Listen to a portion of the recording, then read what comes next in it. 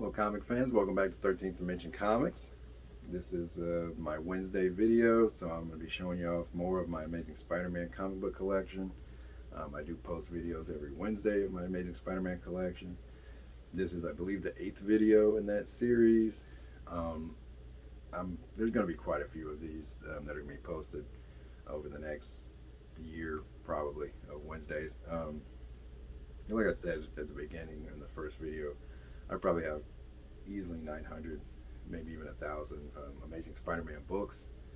I have copies of multiple issues, so if I do 5 every video, that's going to be quite a few videos that are going to be posted. So, if you like the video, go ahead and subscribe. Go ahead and turn on notifications, like the video, leave a comment below, tell me what you liked about the video if you have any of these books. And with that being said, let's go ahead and get started with the video, okay? This is the last book that I showed on the previous video, and that's Amazing Spider-Man number 93. Nice Prowler appearance. Like I mentioned before when I showed the first appearance of the Prowler, as well as in the last video when I showed this comic.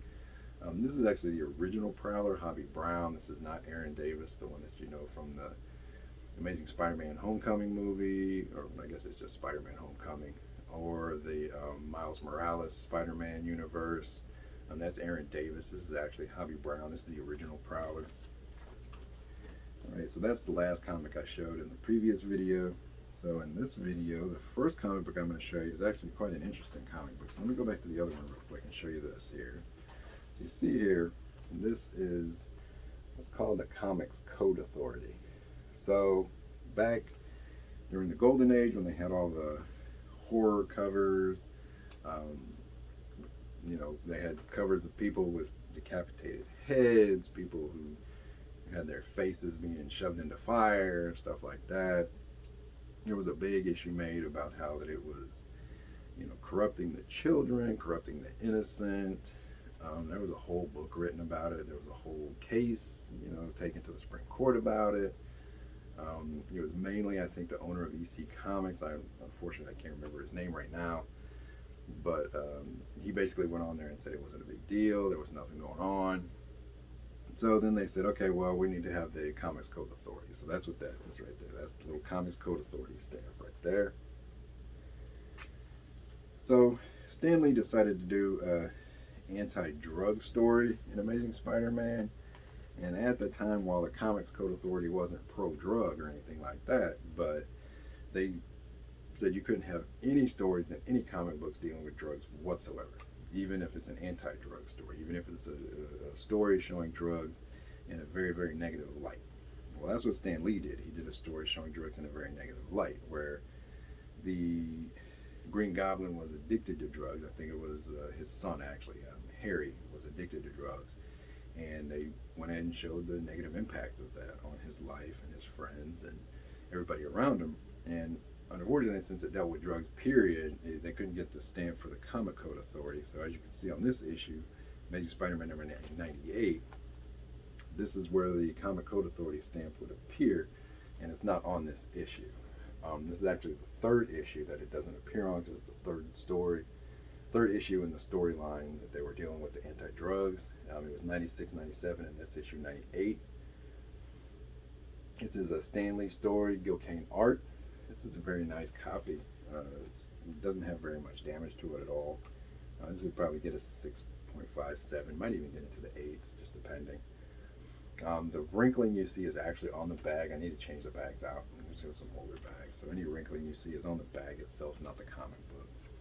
Okay. Up next is one of my favorite comics, one of my favorite covers anyway for Amazing Spider-Man. That's this classic cover, Amazing Spider-Man number 100. You see Spider-Man, then in the background, you see all the different characters in his life, his friends, family, villains, co-workers, associates. You just have a lot of them in here. That's just a really great cover here. I'm going to see if I can point some of them out for you. You got Mary Jane here. I'm going to take my glasses off so I can actually see. You have Mary Jane here. You have Aunt May. You have Gwen Stacy. You have Dr. Octopus. You have the Lizard, Kraven, the Kingpin, the Rhino, J. Jonah Jameson, Vulture. You have Dr. Doom in there. One of my all-time favorite villains, Dr. Doom. He's so great. I wish I had his first appearance, but I don't. have Captain George Stacy, Robbie Robertson. You have Harry Osborn. You have the Shocker down here. You have the Beetle. You have the Green Goblin, of course. You have Robbie Robertson. So yeah, this is just a really great cover. You have Norman Osborn up here as well as Green Goblin down here. Harry Osborn. Yeah, so it's a really great cover. Amazing Spider-Man number 100. This is a little bit of a low grade, probably a 3. This is the first appearance of Spider-Man with his 4 arms after he takes the concocts a serum that's supposed to cure him of being Spider-Man, and instead it gives him 4 arms. Gives him 2 brand new arms, and he has 4 arms. This is Stan Lee's story, Gil Kane art. Like I said, this is probably a 2.5, 3 grade, I would say. Not a bad copy, especially for what it is. Black cover. That's Amazing Spider-Man number 100. Up next, unfortunately, I don't have 101, but I do have 102, which is the second appearance of Michael Morbius, the Living Vampire. This is a nice cover as well. A nice copy.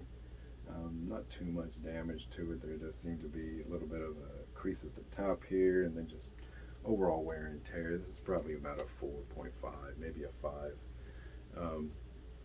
As you can see, this is the second appearance of Michael Morbius, the Living Vampire, as well as his origin. This is a Roy Thomas story and Gil Kane art. So this isn't written by Stan Lee. This was written by Roy Thomas with Gil Kane art. And this is the second appearance of Morbius. Here you can see Spider-Man still has the 4 arms, which he had at the end of issue 100. He carried them on through issue 101. He still has them in issue 102. This is a nice copy. This is a very nice Amazing Spider-Man number 102. Up next, we have a nice comic book with Kraven as well as Kazar and Sabu. I think you say Kazar or Kazar. I don't know. I'm going to call him Kazar. And Sabu. This is Amazing Spider-Man number 104. Now you can see there are a lot of color-breaking spine takes on the cover of this one. You can see right here, the little different little spine takes. This is probably graded a little bit lower just because of that. It's a Roy Thomas story, Gil Kane art. I do like the cover. I like the fact that you have Kraven apparently beating Kazar and Sabu, and you know, now it looks like he's beating Spider-Man as well. Now feel free to leave in the comments how you actually pronounce Kazar's name, if it's Kazar or Kazar. I've always wanted to know how that's actually pronounced. So if you know, feel free to leave me a comment and let me know how it's pronounced. Alright, so up next we have Amazing Spider-Man 109. This is a nice copy. Nice Doctor Strange appearance.